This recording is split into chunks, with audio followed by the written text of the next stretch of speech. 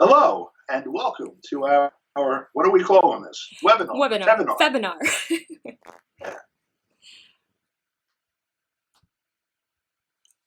All right. Hello, everybody. Welcome to our first ever March on the Pentagon live webinar. We'll sit here for a couple of minutes while we wait for people to join. Oh, there we've got one person. Cool. Two people. Hi, everybody. Hi. Welcome to the Febinar. I'll share it on my pages too. Yeah, if everybody take a minute and we'll share this to a couple of other places while people join, and then we'll get started. Let me see what it looks like on my phone. That's a good idea. Great idea.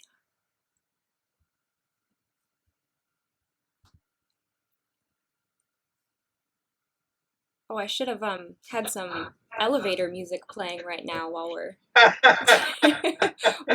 waiting. I have a whole We should library just talk, for that. Emma. We'd love to hear your voice. I'm sharing it while I'm it's hard. Oh, everybody's commenting, so it's making it hard to share. Hi, everybody.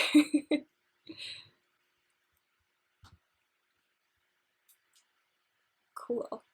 Well, we've got about 10 people in here now, so I guess let's get started. And well, welcome to the March on the Pentagon, our first ever live webinar. We have 3 speakers today. Cindy Sheehan will be speaking about Venezuela and the situation down there. She's on the March on the Pentagon Executive Board. And then we also have Don and Mnar, who are both on our advisory board for the March on the Pentagon, and they will both be talking about Russiagate and the situation in the Middle East. So I guess we didn't talk together about changing order. Who wants to go first?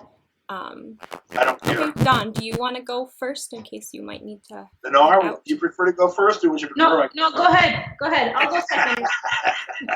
Chicken. Okay. All right. Okay. All right, whenever you're ready, Don. Hi. My name is Don DeBar. I spent lots of money renting a hotel room in New York City for this backdrop. I'm a journalist based in New York, and I am coming to you from the studio in my house in Ossining, New York, which is about 30 miles north of New York City. One of the things that I've been following in particular, and I guess that's why they asked me to talk about this subject tonight, is the whole McCarthy revival around basically the substitution of McCarthyism for political discourse in the United States.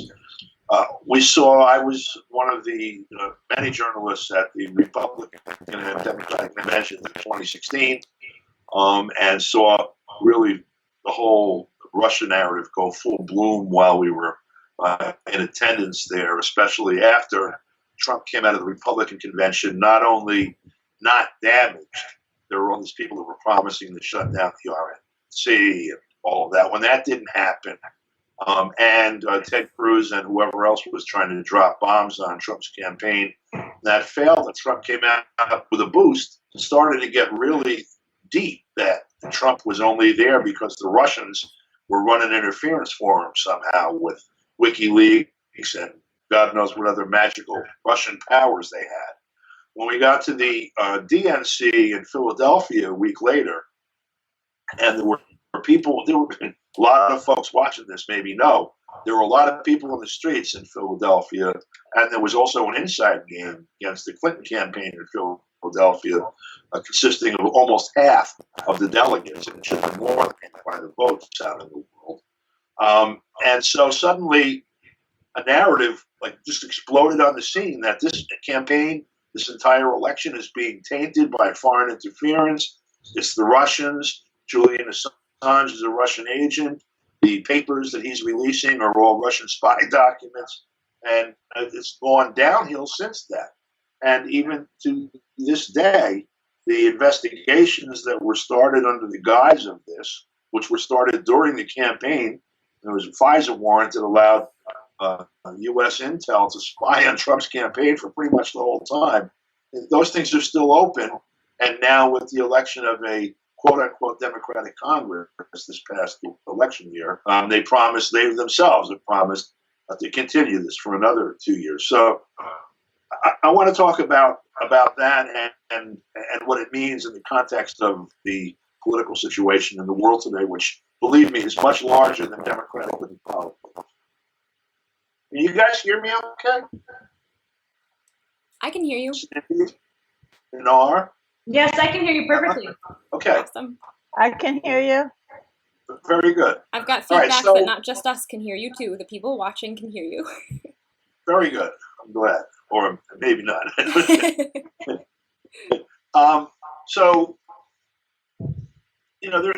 there are a number of things that are really confusing about the political situation today, even for people, like us that are like all of us, even the audience that are, involved in this stuff pretty deeply. I mean, the average TV viewer right now isn't watching this.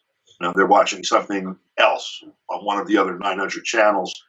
The people that are involved in this conversation and things like this are people that pay attention to, what's going on in this particular area of human activity. So for people like us, the question presents itself when you have 7 wars going on or more. Those 7 don't seem to count the ones where most people are dying, like, DR Congo and, other places where there's lots of people dying. But with wars going on all over the planet, with people waking up starving to death every day, with healthcare either being withheld, immediately. In other words, there's a hospital down the street, but you can't go there because your checkbook doesn't have enough money in it, or we didn't build a hospital near you because it wasn't in anybody's interest to do that. People dying from lack of healthcare being withheld, etc., all over the place. Why is it exactly that the biggest evil facing us is Donald Trump, and the real threat to us is the fact that Vladimir Putin controls Donald Trump? That question has to pop into your head at some point in time if you're paying attention. And unfortunately, it doesn't float to the surface on TV all that often. CNN, I don't think I've heard them mention that ever, not even like rhetorically, not even as a straw man, question to set up a straw man argument.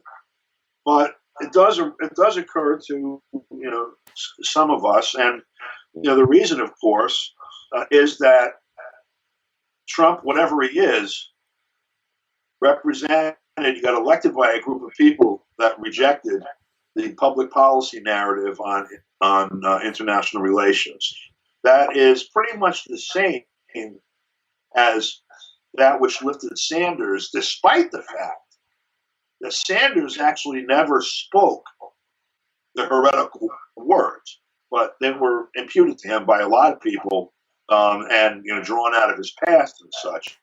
And so when Trump himself utters, "We're going to look at NATO, maybe it's obsolete," and we think that the idea of a regime change is bad. It's a bad idea, regardless of what he intends, regardless of who he is. That part is irrelevant. It's the social dynamics that's involved here, and it's essentially what happens with these characters is perceived of by people in power, and then what they do in response to this perceived threat.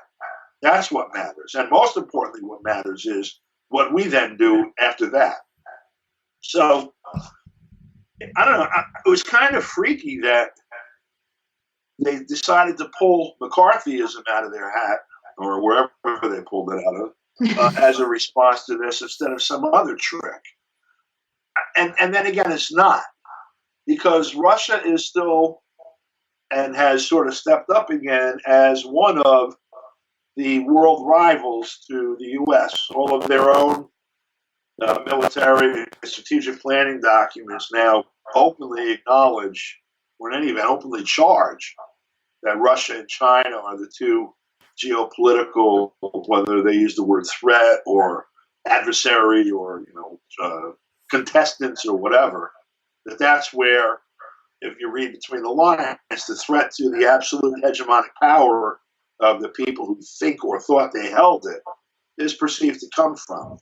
And when Russia and China vetoed doing another Libya to Syria at the United Nations in 2011, I think that was really, when it became game on. There were a few points previous to that when Russia decided to stand up, when Putin stood up over in the war with Georgia, basically, 2007. Certainly in 2014, when the U.S. started that, they stirred up the mess in Ukraine, and stirring it up, I would say, is a good way of putting it, since we had U.S. government officials, on the front lines, on stage at rallies outside, the government offices, calling for the removal of the government. I would say that they had a hand in it. They asked if, say, Vladimir Putin were to show up at our next Pentagon rally, how that would be reported in the media here. So you have like this big picture, need, in a way, a perceived need to target and challenge Russia. And you've seen going on really since the Soviet Union was collapsed in 1991, beginning with building in earnest and running straight up through NATO being placed up to the borders of Russia.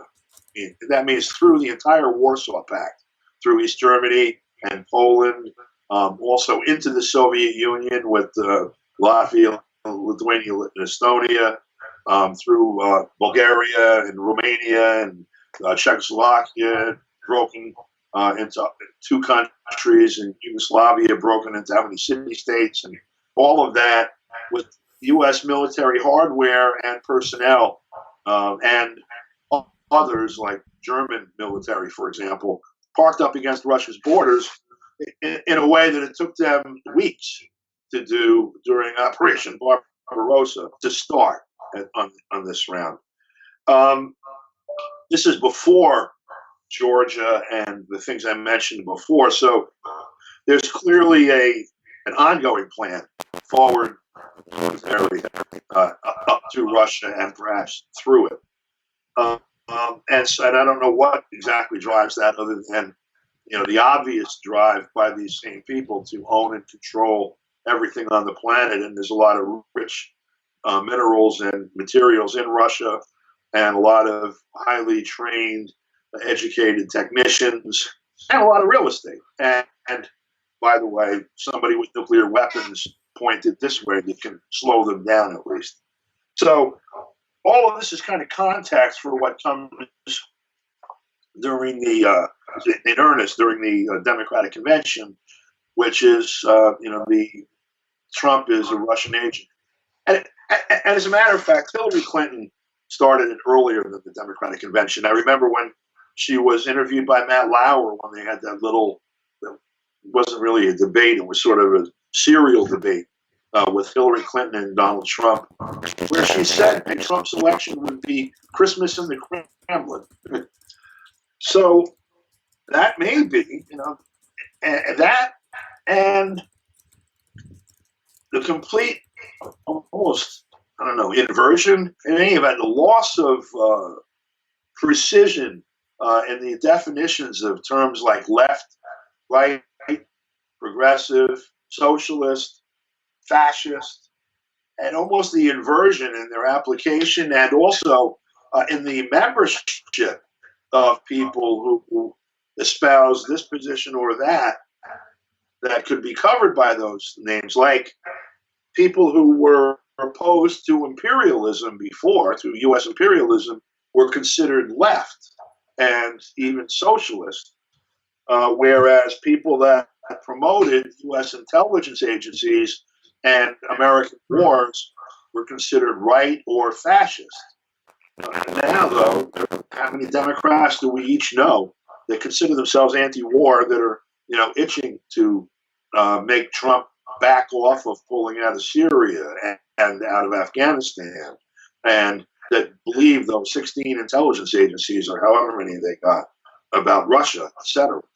So the whole muddying also of the ideological landscape in the United States is a part of this picture, because when you have a new McCarthyism, well, McCarthyism wasn't targeted so much at Russia or the Soviet Union, although it was, but rather at the ideology that was dominant, or in any event, projected to be dominant in Russia and the Soviet Union.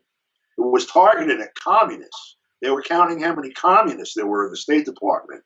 He never took his shoes off and counted above 10, so it wasn't viable, but they were counting how many there were in the State Department, not Russians. And now they count Russians. So I guess all of these things are related, that you have this, major power challenge sort of growing. The BRICS are represented as a global economic construct on the rise, despite the contradictions and reversals there. The strategic partnership between Russia and China, which was announced by them in the aftermath of the U.S. attempt to take Russia down by sanctions after the takeover of Ukraine by fascists. In a number of other theaters, we've seen more or less a consolidation of a global resistance. And if you look at the elements of it, Russia is a key component because it is the nuclear umbrella for it. If Russia didn't exist, China would be, we don't know for sure what weaponry China has, because they've been very busy for the last 30, 40 years. But without the Russian deterrent, the U.S. would be more or less free to stomp around the earth. And if it didn't want to invade China, it would certainly surround it. And so maybe that's why this particular narrative was chosen. There are 1 million American politicians who have been doing prep work for this over the years. One that comes to mind is Senator Jean Sheehan in New Hampshire. She is involved in, among other things, the whole propaganda effort of the U.S., including the broadcast board of governors, which I'm not sure it still is, but up until when Trump took office, was more or less board that oversaw Radio Free Europe and Radio Liberty and all of that, the official U.S. propaganda. And by the way, coming into this whole moment, even though we know what likely happened, it was different than what was permitted. Beginning with the enabling laws that created the CIA and then created this propaganda office, they were forbidden by statute and regulation and funding to propagandize us, since we were funding them. In other words, there was a sense of the Congress that, look, even we can't be this crazy. Folks, we're going to take your money to make propaganda. We promise not to use it to propagandize you. That was undone officially during Obama's term. And so we now have not just all the other corporate indicators about what's going on with Russia and elsewhere, but the actual crap generated by our own government, funded for by your own tax dollars. Was that a long sentence? I think so. All right. Do you have anything else to add to that, Don, or should we move on to our next? No. Anyone have any? I guess we're going to do a Q&A at the end. Yeah, we'll do questions at the end. Okay. I don't know why I look so yellow. Whoa. All right. Are you ready, Mnar, or should we move on? My to webcam is like falling off my, so I really apologize about that. But I think I am ready, right? Does this look okay? You look awesome. Thank you, Don. Yep. Perfect, Mnar. My name is Mnar Muhawesh. I'm the founder and editor of Mid-Press News, and today I wanted to bring attention to the crisis that's taking place in Yemen. If you follow mainstream media headlines, across the whatever political spectrum, you follow news from, whether it's right, left, or the typical CNN, MSNBC, mainstream broadcasts, you probably won't be hearing about the crisis in Yemen. What you will be hearing is about a coup d'etat that we are literally waging and trying to overthrow the Maduro government in Venezuela. We hear about how we need to send humanitarian aid to the starving, Venezuelan people, so that we can help them, so that we can overthrow the government there. Yet, in a country in the Middle East, in the poorest country in the Middle East, the United States is actively engaging in what can be described as a genocide against the Yemeni people. Today, over 18.6 million are facing starvation, and you won't hear it on the corporate mainstream media, as far as I can tell. And this war has been taking place for over 3 years now. It was launched by Saudi Arabia in 2015, in March of 2015, with the help from the United States. And it's been described as a war that is not just funded by the United States, but it wouldn't even be possible without the United States. Saudi Arabia today is one of the largest recipients, next to Israel, for military sales partnerships with the United States. So Saudi Arabia would not be able to drop the amounts of bombs it does in Yemen without the help of the United States.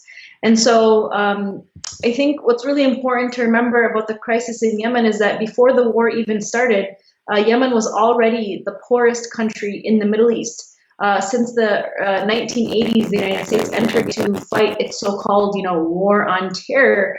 And before that, Yemen actually was one of the most beautiful and flourishing countries in the Middle East. But because of the war on terror entering there, because of the military machine ravaging the country, they took a beautiful country that has such a rich history and, of course, a lot of minerals and resources, and basically turned the country upside down and left the people there ravaged by not just war, but by starvation and poverty. It's a country that has a story and a history like many other countries ravaged by U.S. colonialism and Western colonialism, just like Somalia and Sudan and other countries at the Horn of Africa.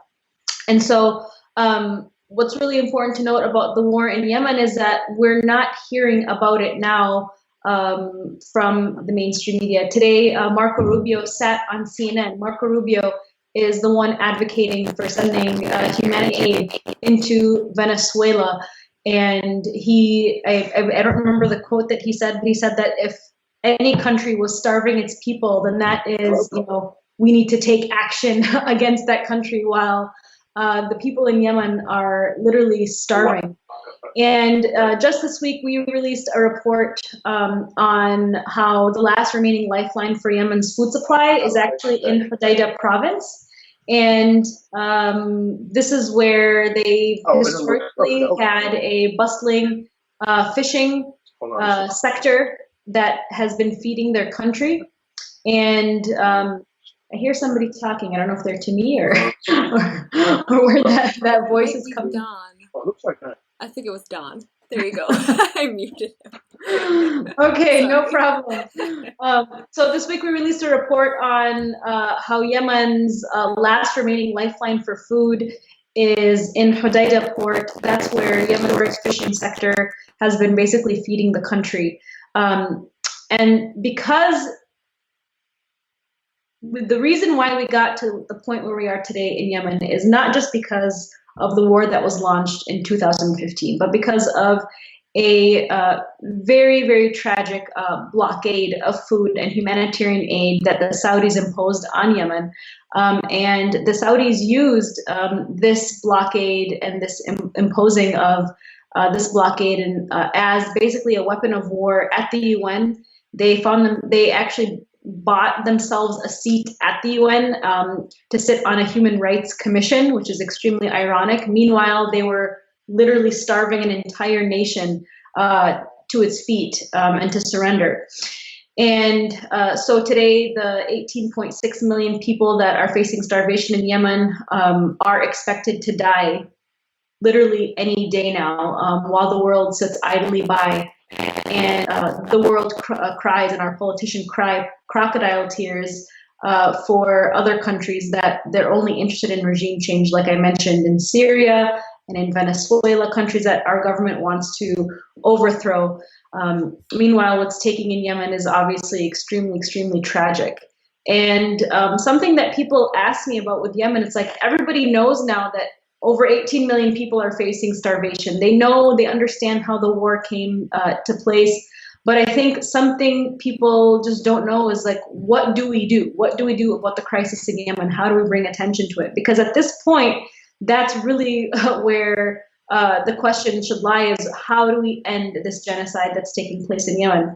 And I know like March on the Pentagon has made it a core issue in fundraising and to fundraise and get money and support to be able to send to Yemeni families who need food. I think on a broader level, we have to be extremely loud in what's happening in Yemen and not allow the media blackout to take hold, to not allow the media blackout to control the narrative in the corporate media. So people need to basically get on their soapbox, and they have to bring attention to the crisis in Yemen. I know that a lot of eyes and ears are focused on what's happening in Venezuela or in other countries that the government wants to overthrow, but we have to continue to be loud and clear about what's happening in Yemen so that actual change can take place. All right, thank you, Mnar. Like I've said a couple times in the comments, and we mentioned at the beginning, I know some of you have just joined us recently, we will be taking comments and questions at the end. Next, we're going to have Cindy speak about the situation in Venezuela. So if we could get Cindy to turn her camera back on, I will. It's on. All right. Oh, there you are. Yeah. Cool. I don't have any fancy studios or backgrounds like Sean and Mnar do. Your name, but now your name covers your face, so I can't. Oh, that's okay. Well, I'll take it off your face. Yeah, that's okay with me. So I'm not sure I think I'm still watching it on Skype. Okay, here we go. So first of all, I'd like to thank Emma for all the work she did putting this together. It was quite a situation for her to figure out the logistics of this. So we're very happy that we are making it live. And how many people do we have watching now? 27 people? Yeah. I don't have it on live right now. But it's also going to be recorded. It is being recorded. Yep. So we can play it on our website and on Facebook. And I'd like to thank Dawn and Mnar for giving us time not only for this webinar, but Febinar, but to be on the advisory board for the March on the Pentagon. So the situation in Venezuela, as Mnar said, there's not a lot of talk going on about Yemen. That's why we started our Illuminate Yemen campaign last year. If you remember, we were fasting, raising money for aid and things like that. Anyway, can you hear me okay, Emma? I can hear you, yes. Okay. And so I just asked you because you're the one that's on that I can talk to. Yeah. So, and there is more talk about Venezuela on the corporate media, but it's just all a pack of lies. And so, of course, if they talked about Yemen, it would be a complete pack of lies too on the corporate media. That's why we're so happy for places like CPR Metro and DeBar presents to us, Mint Press News that both Emma and Mnar work on. I just realized Mnar and DeBar rhyme. That's how my mind goes. My mind went from February webinar to Febinar like so fast. I just realized that DeBar and Mnar. That's really funny. And so I don't even remember. So thank you for your work. And then Mnar said, let's get on our soapbox. And I have Cindy Sheehan soapbox, of course. So, and we do talk about this. And I know Dawn talks about these issues on CPR Metro, Mnar, of course, on Net Press News. Net Press News, really, I congratulate you all on the work that you do there. So what I want to talk about Venezuela is I have been there frequently. I consider myself a fan of the late President Hugo Chavez, supporter of the people of Venezuela, supporter of what Venezuela has tried to do since 1998 when Hugo Chavez was elected. But also, I'm very invested in like clearing up the misinformation about Venezuela. So Hugo Chavez was elected in 1998, and he promised in his campaign speeches around the country that if he were elected, he would call for a constituent assembly to rewrite the Constitution of Venezuela. So they did. People were elected from every community to go and rewrite the Constitution, and they call it the Bolivarian Constitution. It had many wonderful provisions, has many wonderful provisions that aren't in the U.S. Constitution. For one thing, one of the 5 branches of government is called people power. And that is the combination of all of the community councils and other organizations in Venezuela that that might not be elected, but the people of Venezuela are very important to the government of Venezuela. And the government of Venezuela is really important to the people of Venezuela and their revolution and their constitution and what they have been able to accomplish despite constant U.S. interference is remarkable. And so I want to clear up any misconceptions that people might have. One of the biggest misconceptions out there now is that the government of Venezuela is blocking aid and that there's a humanitarian crisis in Venezuela. Why we need to clear that up is because a humanitarian crisis can be used as an excuse to intervene militarily. And that's was especially a popular policy under Obama to have humanitarian interventions. And so the troubling thing is that many people on the so-called left give cover to the U.S. government for their humanitarian interventions. And there might be a few politicians that say the right thing a couple times in Washington, D.C., but there really is no champion for the people of Venezuela in Washington, D.C. And so I just want to talk a little bit about this. What has really been putting a bee in my bonnet lately is that a lot of people, this happened when the humanitarian intervention in Syria, it happens in Libya, it happened in Iraq, Afghanistan, it's trying to happen in Iran right now, and in Yemen. It's where the U.S. government works really hard to demonize leaders or demonize countries. And then, so after that is accomplished, they can cover their tracks for a military intervention. And humanitarian intervention, like I said, was really popular when Obama was president. And so people on the left is like, oh yeah, this is what really bugs me is like, we don't like Assad.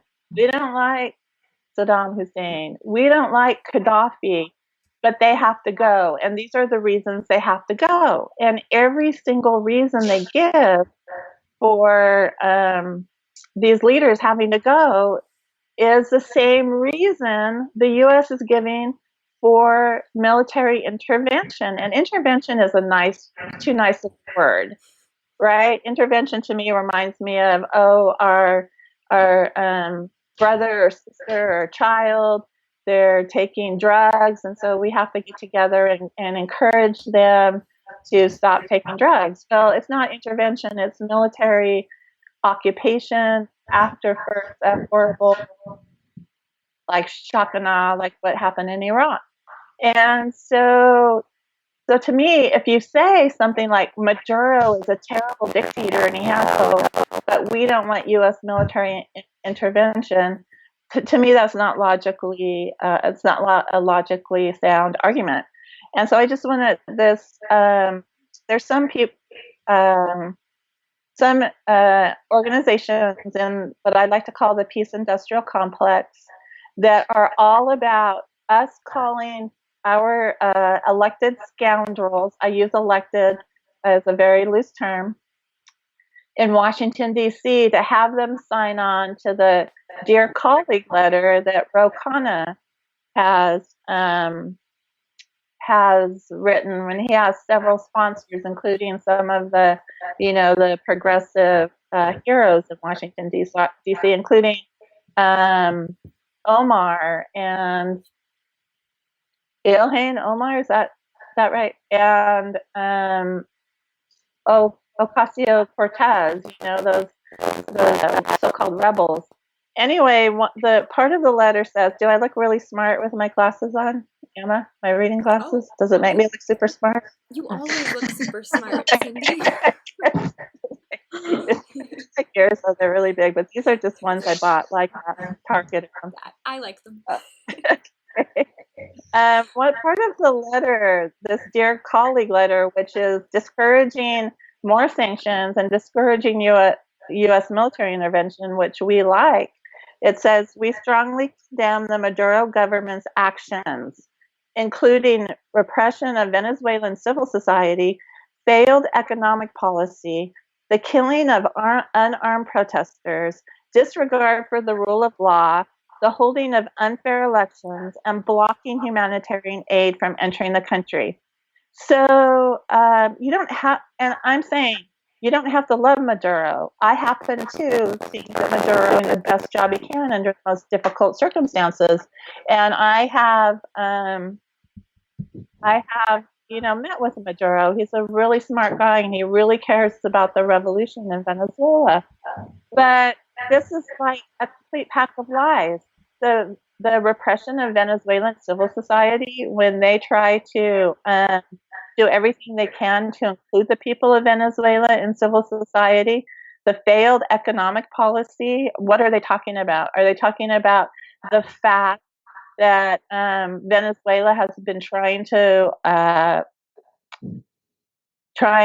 put in socialist policies? Venezuela, since Maduro's president, has built over 1 million housing units to house homeless people or poor people. And so the failed economic policy is because of the manipulation of oil prices and also the sanctions and other economic hardship that the U.S. is putting on Venezuela. And by the way, it hasn't worked in Cuba, and I believe it's not going to work in Venezuela. The killing of unarmed protesters is actually not what's happening. A lot of the violence comes from the opposition, and a lot of violence, like, for example, if you watch The Revolution Will Not Be Televised, it was the news, the opposition news was trying to make it look like it was government people shooting the protesters, but it was actually the opposition shooting protesters. It was proven in that the revolution will not be televised. The disregard for the rule of law, whose rule of law? Maduro is following the rule of law in Venezuela, and trying to follow international law, trying to get as many countries on board with respecting the sovereignty of Venezuela. And the most egregious thing that they are saying is the holding of unfair elections. Well, Venezuela's elections have been proven to be the most transparent and reliable elections in the entire world, even legitimized by Jimmy Carter, who went down there to observe the elections. So what they're saying, what these people are saying, Rokana, is that further threats and involvement in Venezuela's domestic affairs by the U.S. are counterproductive because they're saying that these will play into Venezuela's narrative of the U.S. meddling in their affairs. And it also, I'm not reading, so I can take these off.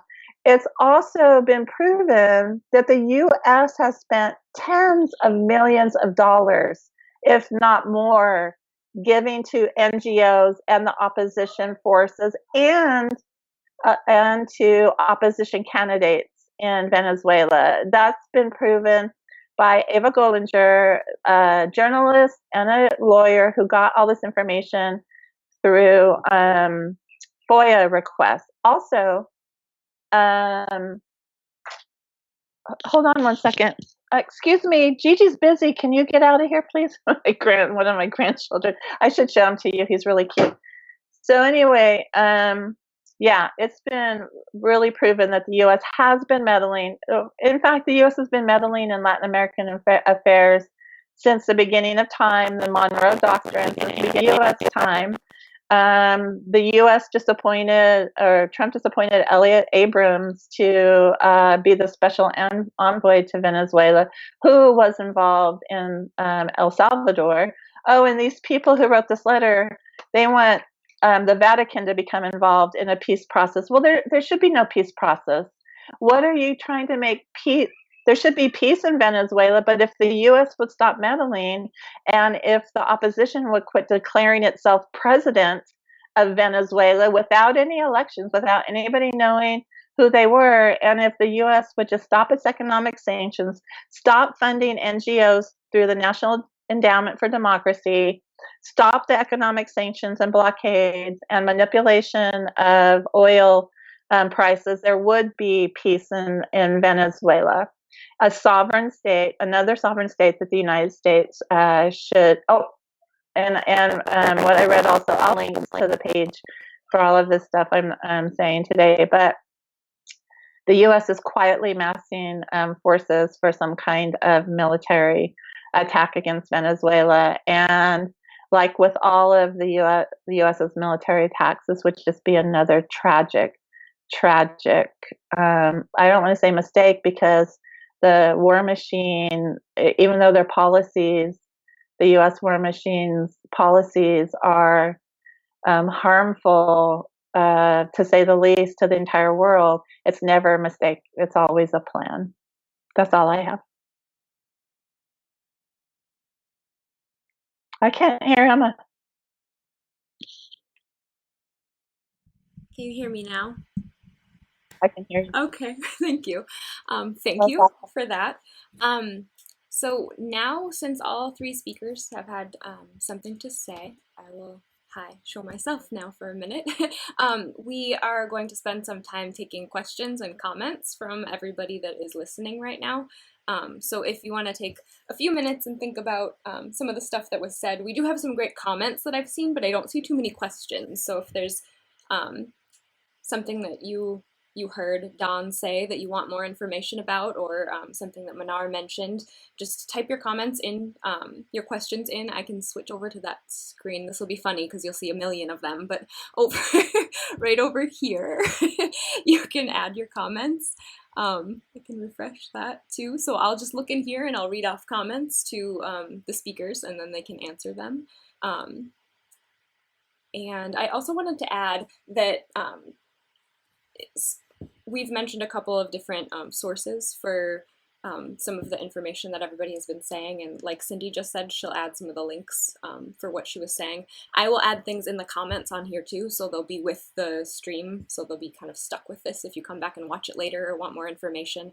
But just off the top of my head, not just because I work with Mint Press News and Mnar does, but Mint Press is a really great source to learn what's going on in Venezuela and in Yemen. And I'll post some links to that specific coverage in here. But I'm gonna head back over to the pictures of everybody, and we can get everyone back on the live feed. So if the speakers could unmute themselves, please. Or I will try to unmute you too, and we can get everybody in here and go over some of our questions. Doesn't look like Dawn is ready for us quite yet, but we've got Cindy and Mnar. So if you guys have some questions for Cindy and Mnar, I will look through the questions quick and we'll see what we've got. Here comes Dawn. Oh, hey Dawn. Hey, Dawn. Or if if you guys have the stream open too and see some of these questions, feel free to pop up and answer something. But first, I guess I also wanted to give you all an opportunity to answer questions among yourselves. Like if Cindy, you had a question for Mnar, or Don, who disappeared, if he was going to find a question that he had for somebody, he could go get it. So I don't know if the three of you wanted to discuss anything amongst yourselves. You can maybe do that now. I think I want to add a couple points to what I was saying about Yemen, where like a real crisis is taking place. Something that, a couple of points, just to jump off of what Cindy was saying in terms of how the media paints a certain narrative to justify war, justify intervention, and to justify,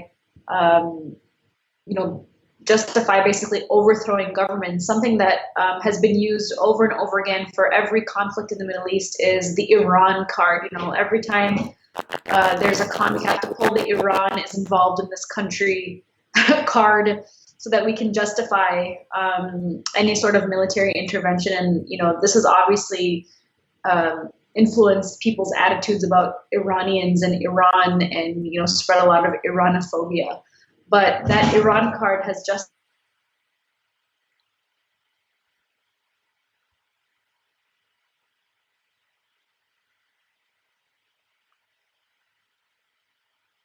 Mnar stopped for me. She's stopping for me too. How about you, Dawn? Oh, Dawn's still muted. Turn your microphone on, Dawn.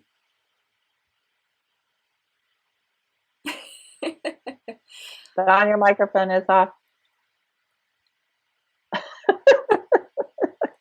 Dawn. So, yeah, I wonder what happened. She just stopped. Yeah, maybe she can call back in. Maybe I can answer one of the questions that I can't see all the comments on the Facebook feed. So, but I did see one, Walter T, who's also a member of our advisory board. He asked why Venezuela. And so Venezuela was long, in corporate cooperation with the United States. Venezuela, of course, is very famous, has like the largest oil reserves in the world, not just in Latin America, but they have the largest oil reserves in the world, proven oil reserves. The one thing that Venezuela doesn't have is the capacity to refine them. They have refineries in Houston, and other places to refine, because their oil is what I understand is very thick. And so, but it was long just another puppet of the United States oligarchy. You might want to say that the U.S.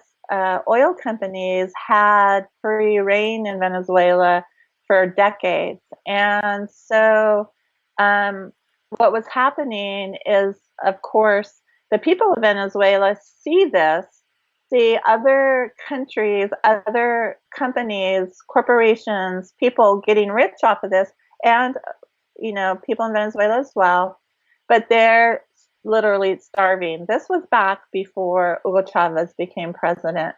Since Hugo Chavez became president, their literacy rate has risen dramatically. Poverty has lowered dramatically. I don't want to quote any exact figures because I don't want to say the figures wrong. And so what Hugo Chavez has done since he was elected, and of course the U.S. did try to overthrow him in 2002, and took him away from power. And I believe he was just minutes away from being killed. But the people of Venezuela, even people who didn't vote for him, surrounded the palace in Caracas, the presidential palace, saying, you know, this is our elected president. We want him back. And so Hugo Chavez told me once, here I'm dropping names, when I was talking to Hugo Chavez, he said, Cindy, the people of Venezuela literally saved my life in 2002. You know, he goes, I would die for them. And he did everything he could to fulfill that promise, ultimately losing his life. But anyway, so just like Cuba, that used to be another vassal state of the United States before the revolution, and they're a successful socialist government, revolutionary government, which Venezuela would be even more successful if it wasn't for the United States meddling. So what Venezuela shows to us, that people power can be effective, and that when people work together with a government that works with them, that look at this extraordinary change could happen. Dental, housing, medical, education, food security, a constitution that they all wrote and approve of. All of this stuff happened in Venezuela. It happened in Cuba. Why the heck can it happen in the United States? That's why Venezuela. They are the threat of a good example. All right, And thank I you. can't hear you, Dawn. Mnar said that her internet went down, so I tried calling her and it didn't work, but I'll try one more time to add her in. And we can't hear Dawn. And then we'll see what we can do with Don. Can he pantomime some answers? He's so cute. Oh, there's Mnar. You know? Hey guys, good. sorry about that. Hi! I'm glad you're back, because we can't hear Don. I think I'm going to remove Don and try calling him again. Okay, sorry. And I was like talking, and then my 1-year-old went and turned off the router. He escaped Grandma and turned off the router. And I started back up. Oh, and we've got Don back. Yay! Oh, but he's not in the city. I can hear you. You do? Okay. Yeah. Thank you. That's what I wanted to know. All right, and can I see you? Perfect. There See, you I'm are. not. Hello, how are you? Thanks. Okay, so I see the question that Cindy was responding to that Walter asked, and there was a little bit more in that question too. He pointed out how from childhood we're exposed to a lot of propaganda, and then we are blinded to U.S. imperial crimes and the real goals of control and theft of other countries' resources. How can we educate and persuade more people to see the reality of the empire that we see?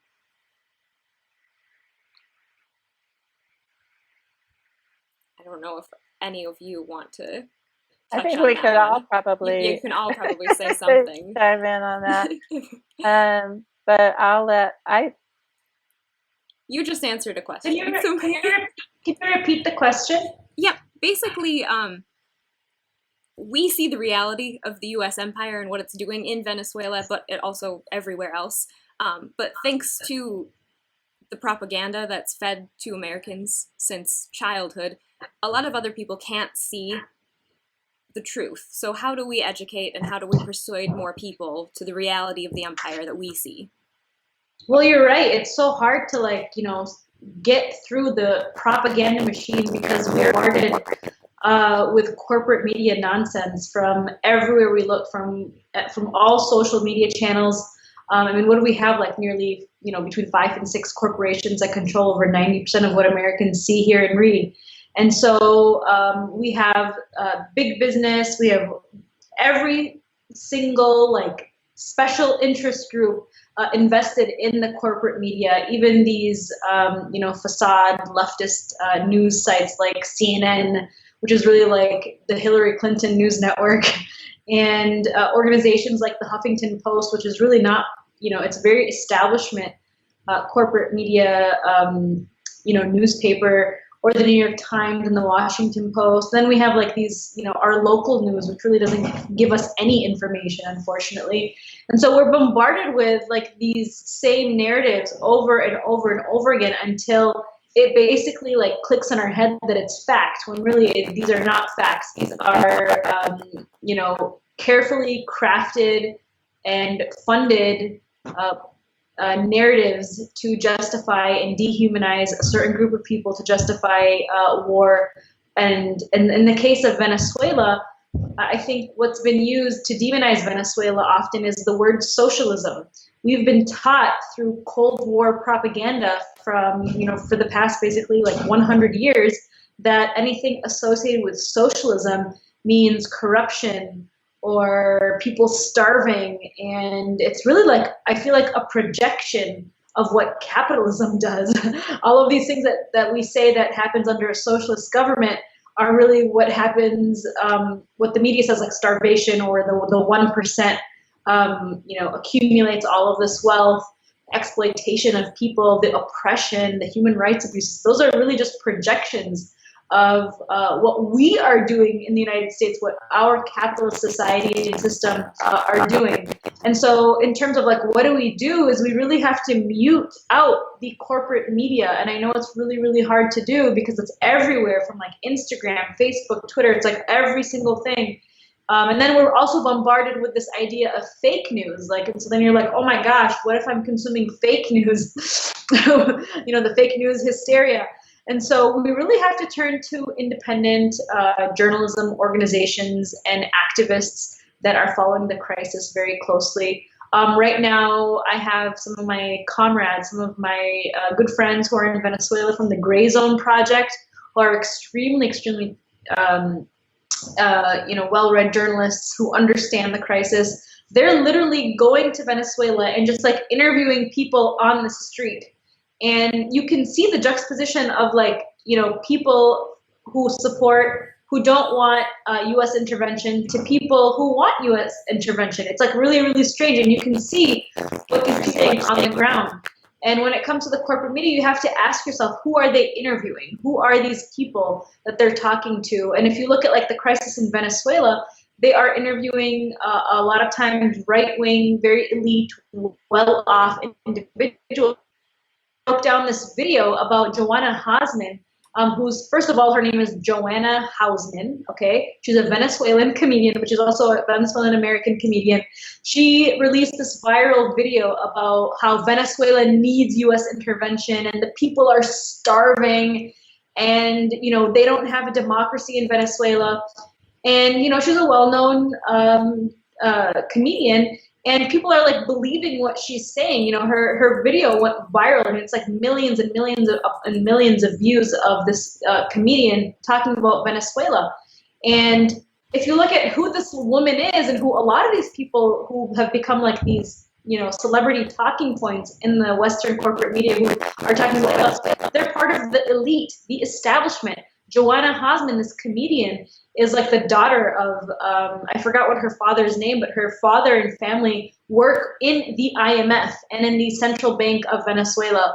And so, of course, they have a vested interest in overthrowing the Maduro government so that the people who are very well off can get the regime change that they want. And so we really have to look at who these people are that are getting a voice in the corporate mainstream media, question who they are, figure out who exactly they are, who they're tied to, where are they getting this money from to speak and say these narratives. And I think that's really what it comes down to. But it is a really, really difficult task, especially when everyone's getting all their information from, and they're being fed this very carefully crafted narrative.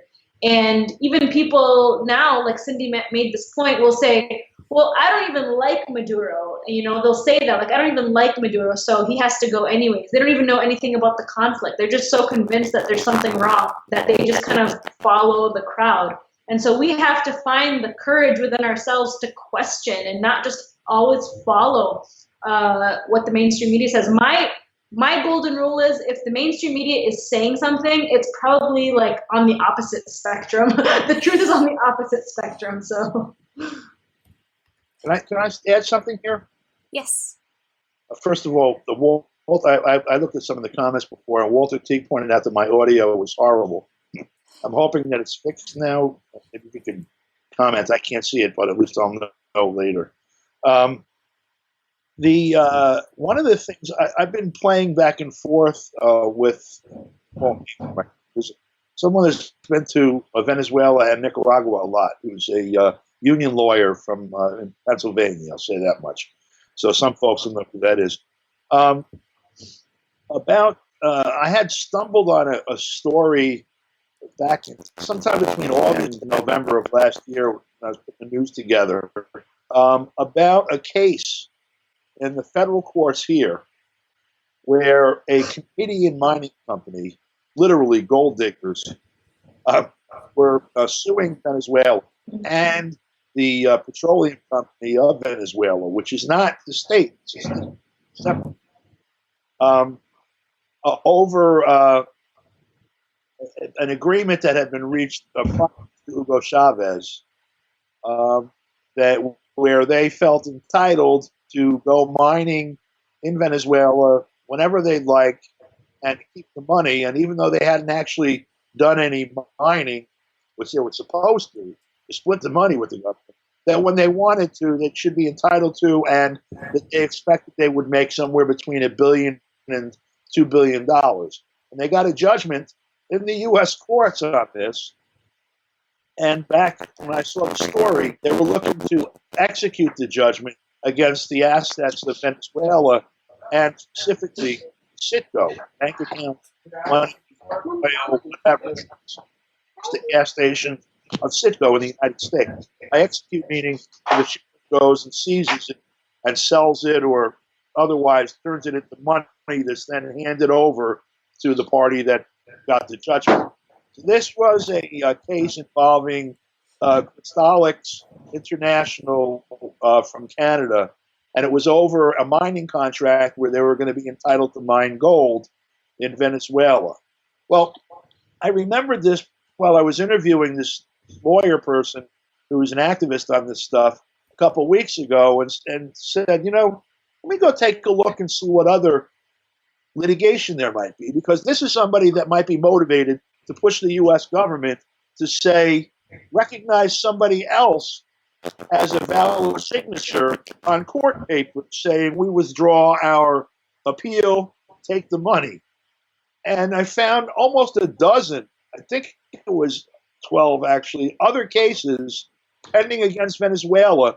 One of them that was just filed in November, December in favor of Conoco and Phillips Petroleum, claiming we used to have all these great contracts in Venezuela and they were taken by the government and lost $1 gazillion and we won it.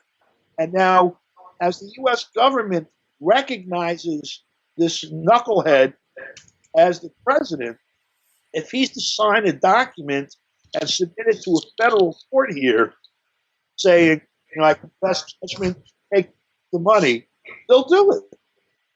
So, as weird as what's going on here seems, there may be a really simple explanation. The reason I bring this up, point out the necessity of doing this. I had stumbled on the story, and then I have an account called Pacer that is an index, and you can look at the federal courts. Primary information is very valuable and not so easily, used as a propaganda weapon. When you have an opportunity to do it, look at primary information like court records or whatever, not through some agency, but yourself, because sometimes you're going to find some facts that when you put them back into the narrative, make the narrative make sense. Like I'm starting to see there's a number of corporations have billion-dollar claims against the Venezuelan government based on Venezuela exercising its sovereignty. And what they're looking for is somebody that the courts will allow to release their assets to them here in the U.S. And That's exactly what these guys have carved out for themselves by appointing somebody president. Emma, can I answer another question I saw? Yes, definitely. Okay. So thank you, Don and Mnar, Mnar and DeBar.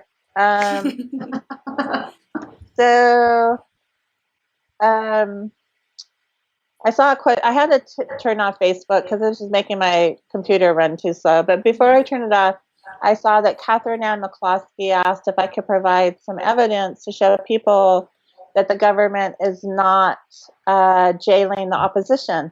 Well, the only the evidence I have is that somebody declared himself president of Venezuela several weeks ago, and he's having rallies in Caracas.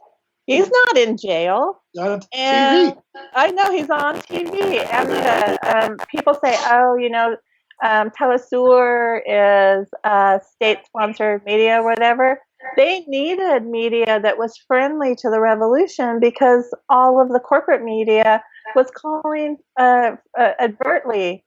Wait, is that a word? Well, anyway, it was calling overtly for the overthrow or murder of Chavez. And so when the coup happened in 2002, the attempted coup, the leaders of that coup only went to jail for a few years, and many of them are still causing much problems in Venezuelan society. And so, of course, they're the you know, the 1%ers of Venezuela. They're the opposition that has always opposed what's happening with the Bolivarian revolution. So the evidence I can offer is they hold rallies in Caracas. They don't have as a big a turnout as the pro-government, pro-Maduro rallies do. But if they were jailing the opposition, why are they free to be on the media, have rallies, be on TV, and just, can you imagine if somebody here went and declared themselves president of the United States and was actively working to overthrow the U.S. government? What would happen to them? Would they be free to have rallies in Washington, D.C. and, you know, continue their policies of regime change? I really don't think so. Yeah, that makes sense. I wanted to add to that a little bit. It's a little bit of a different topic, but back in 2017, when Abby Martin was working with Telesur on the Empire Files, they've since they're doing it more independently now. But when she was in Venezuela, she was reporting on the ground, you know, like reporters should do, just like the Gray Zone is doing right now too. And she was in contact with a lot of members of the opposition, and the opposition at that time was bringing up how the military or the police were being violent in the protests and were hurting either opposition members or just regular citizens or whatever. And I found it really interesting at the time to know that that was happening, but Maduro's government was actually seeking out those people and punishing them for hurting people and for being violent. Which isn't even something that happens here. You know, when police are violent during protests, nothing happens to them. Right. And I think that's an interesting thing to point out, that Maduro's government was doing something to those people. So it's along the same lines of our opposition people being jailed. They seem to be doing things even better than we do here. And that's a great example of how they were treating the violent military members and members of the police at that time. I think that Mnar probably has to get going pretty soon. I don't know. Do you want to say anything else, Mnar, before you head out? I'm not sure. I've been looking through the questions. I don't know if I see anything that is super specific for... Well, I hope that people will check out the new documentary we have that we put out on the Yemeni fishermen being targeted. The reason why it's extremely important is because Saudi Arabia is targeting the last lifeline for food for the Yemeni people. So we're on the ground. As you said, it's important to be on the ground. We talk to fishermen, we talk to families, and we documented how these people are starving and they're relying on these fish, literally, just to stay alive at this point. There's no more food left in the country. They're being starved to death as part of a campaign to completely wipe out the people of Yemen. And so I just ask everybody to make sure that they watch that documentary. It's on our Facebook page. It's going to be uploaded on our Twitter soon, on our YouTube channel, and on our website too. And to just share this kind of information on Yemen, on Venezuela, and you got to keep pushing back. That's what the courage takes. And I know sometimes it feels like everyone, no one's listening, or maybe they're too stubborn, or they're just so brainwashed by propaganda, and it's just like, oh my God, what's the point of even talking about this stuff? And you get so exhausted. Just know that you're allies like us, and it's okay. Usually people who are the truth tellers and truth seekers are usually a few anyways in society, and that's all that matters. Well, thank you. I want to thank these three truths I've seen on my screen right now, and I'm really proud to be associated with you all. We are even more, Cindy. Yes. Aww. It was an honor to speak alongside Cindy and Don DeBar, who apparently has the same name as me. No, you just rhyme. Mnar DeBar. That is really good, like Mnar DeBar. Yeah. What if you married somebody with the last name DeBar, Mnar? Would that have been factored into your choice? My husband wouldn't be too happy about that. Mnar DeBar. Worse if I did, then it'd be DeBar. The syntax is really good. Yeah. Well, thanks for joining us. I saw a comment that I was a little wordy and rambling, and I apologize for not being better prepared, and I will be better prepared next time. Well, I enjoyed your talk. Also, this will be this has been being recorded. We can share it once that is up. So. Yep. And I think we can, maybe once we're done here, we can, at least I will, I'm going to go back through the comments and the questions and try to answer something if we didn't get that on video, and post links that are relevant to some of the stuff that people have brought up, and make this post really information packed for people who are coming back to it later. Well, I do want to say too that Heather Cotton asked a question about, are we supporting the February 23rd marches, the February 23rd manifestations, supporting Venezuela?